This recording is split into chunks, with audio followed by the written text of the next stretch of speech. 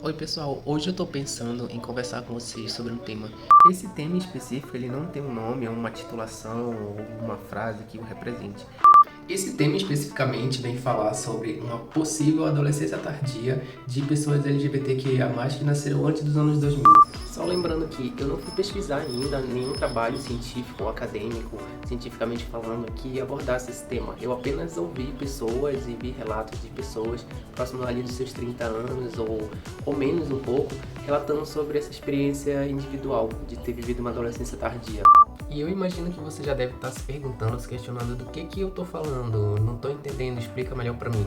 Bom, para contextualizar um pouco vocês, eu recortei alguns twitters que eu peguei de pessoas falando a respeito desse assunto. Então tem várias pessoas já falando em sobre vários prismas, várias óticas, alguns já até fazendo um papo assim como se já fosse algo ultrapassado, chato, mas eu vou mostrar para vocês aqui um pouco sobre o que se está falando, o que se falou e o que é esse tema. Então, mas vamos logo para esse tweet, senão o vídeo vai ficar imenso e a gente nem acaba falando muito, nem abordando muito essa questão.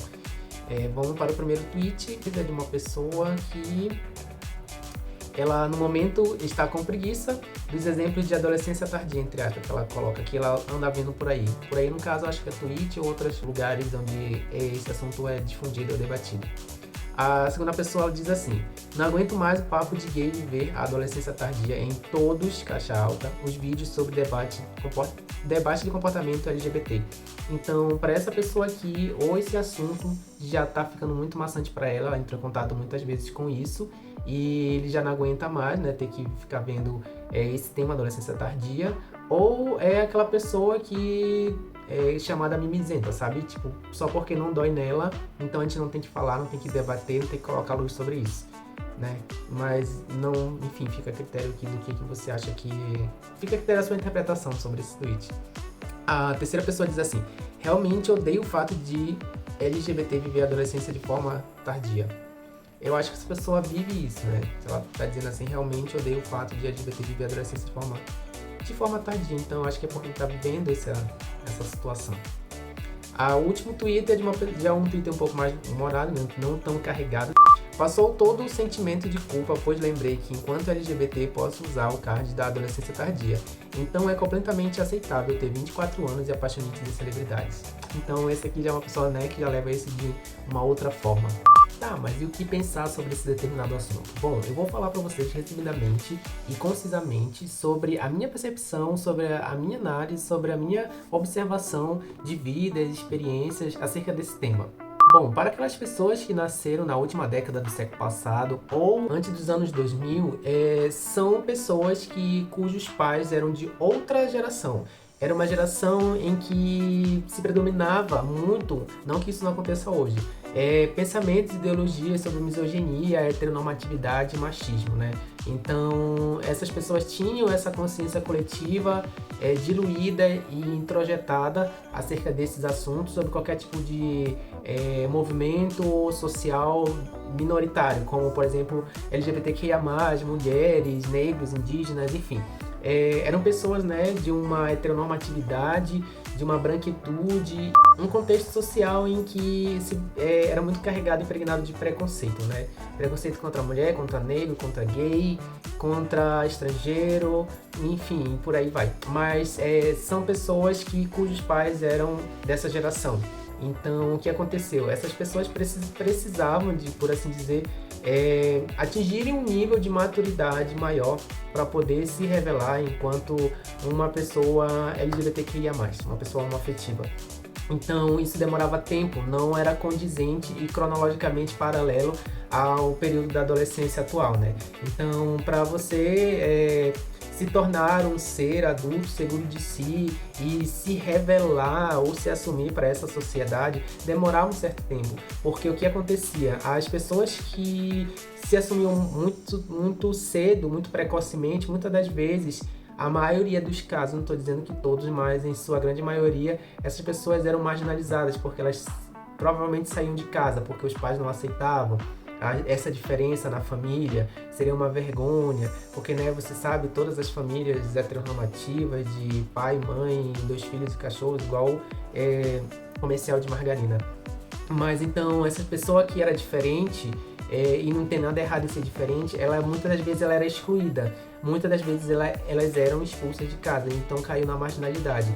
E isso era conhecimento, era uma coisa muito, digamos assim, era um fato que acontecia muito, né, naquelas épocas, né, nessas décadas passadas. Então, o fruto de uma intolerância muito grande acabava por marginalizar pessoas diferentes, gays, lésbicas, enfim. Vamos focar aqui nessa questão da adolescência tardia LGBTQIA+.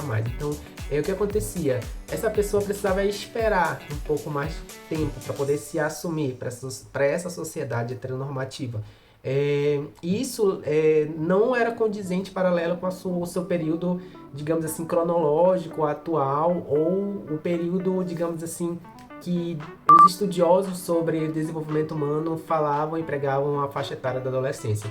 Então, a pessoa ela precisava o quê? Terminar o ensino médio dela para ela conseguir ou entrar numa faculdade, ou num curso técnico, ou enfim, começar a trabalhar, para aí sim ela conseguir amadurecer a ideia, né, de contar para a família e para a sociedade abertamente que era uma pessoa homoafetiva. Então, veja só, demorava esse tempo para isso. Então, isso ia acontecer lá a partir de 20 anos, porque você termina o ensino médio com 17, 16 até 18 anos, enfim.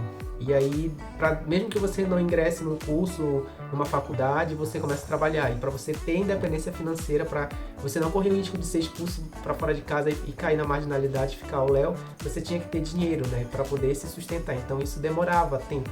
E a partir do momento que isso acontecia, você poderia, enfim, viver livremente e conseguir fazer as coisas que você gostaria de fazer, seja lá o que fosse. Então, a partir dos 20 anos que você iria começar a viver a sua vida enquanto um cidadão LGBTQIA+, no Brasil.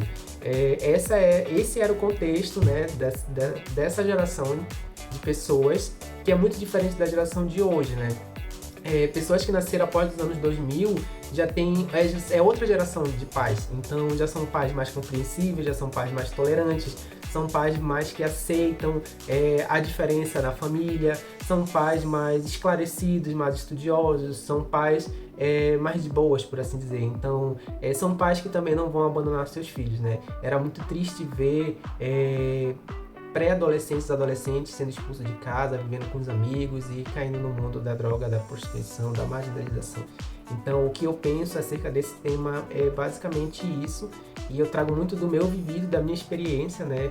Como eu falei anteriormente, eu não fui buscar um trabalho acadêmico, um artigo, um periódico, para, né, sustentar cientificamente sobre base de dados, enfim, e amostras que o resultado, a conclusão é essa.